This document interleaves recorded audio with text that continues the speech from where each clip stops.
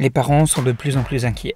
Nous sommes de plus en plus inquiets. En effet, une nouvelle mode sur internet, celle des pranks, a fait son apparition. Les enfants, tous de plus en plus jeunes, se lancent dans des caméras cachées sur YouTube de plus en plus dangereuses. Cela a donné l'apparition de vidéos comme « Je fais croire à mes parents que je pousse mon frère du balcon »,« Je vais réveiller papa avec une tronçonneuse » et « On a offert un shampoing surprise à maman ». Quelle est la cause de ce phénomène infernal? Une mauvaise image donnée par la télévision et un internet de plus en plus trash? Le désespoir d'une jeunesse sans avenir? Non, la seule et unique cause, c'est elle. Bonjour.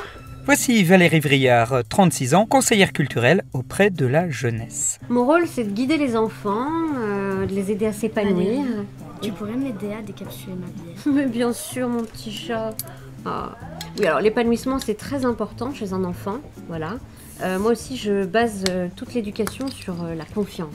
Voilà, la confiance, on pourrait se dire, bon, lui par exemple, le petit chat, il est trop jeune pour boire de la bière. Mais en fait, pas tant que ça. Et puis je me dis que faut bien commencer à un moment donné. Faut les laisser faire leurs expériences. Je voudrais faire une vidéo avec une spinner, mais c'est peut-être un peu dangereux. Mais pourquoi tu te mets des barrières tout de suite? Non, vas-y, va au bout de ton rêve. C'est super important, Poussin. Allez, moi je crois en toi, vas-y. Salut, on se retrouve pour une nouvelle vidéo et je vais être le premier enfant au monde à avaler un hand spinner.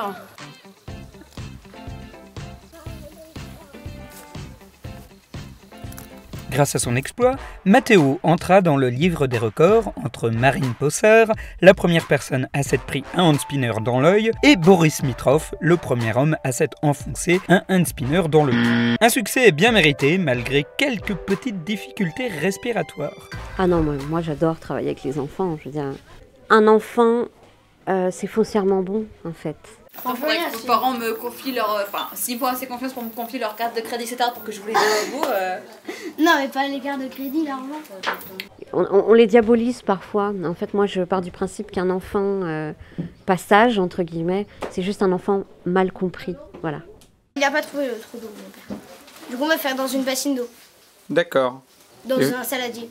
Et vous deviez faire quoi à la base? La noyer. Qui? Bah, ma mère. Oula, moi je ne punis pas, hein. Je pars du principe que la punition c'est contre-productif. Donc par contre, je les amène à réfléchir. Donc je trouve que l'isolement c'est bien. Là par exemple ce matin il y avait un petit groupe qui était un petit peu agité. Bon, je leur ai dit d'aller dans le champ là-bas, pour réfléchir, pour se retrouver un peu avec la nature.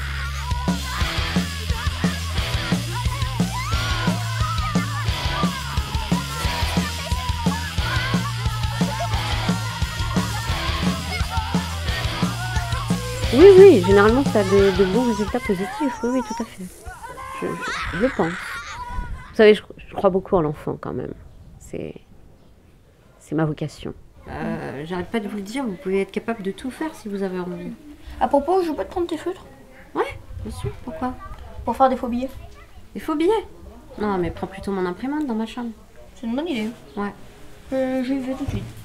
Salut, c'est les Chroniques de la Grange. Aujourd'hui, on se retrouve pour un nouveau crash test pour comment devenir riche en 5 minutes. Quand je dis riche, c'est vraiment super, ultra riche. Pour ce crash test, il nous faudra du papier, des crayons de couleur ou des feutres et des ciseaux. Choisir une image sur internet de billets. Quand tout est bien sorti, vous prenez les ciseaux et vous découpez. Et après, vous avez juste à le colorier en vous inspirant d'un vrai billet. Vous aurez, en fin de compte, des beaux billets, colorés de préférence. Puis vous pourrez aller les dépenser, les débourser. Allez, salut! Après la publication de cette vidéo, les marchés boursiers paniquèrent à l'idée qu'on venait de dévoiler leur grand secret. Bientôt, de nombreuses personnes utilisèrent la méthode de Jules, ce qui engendra un immense krach boursier qui mit fin au système néolibéraliste. Jules est devenu une icône révolutionnaire et est aujourd'hui en fuite, même si la cause véritable est encore et toujours Valérie.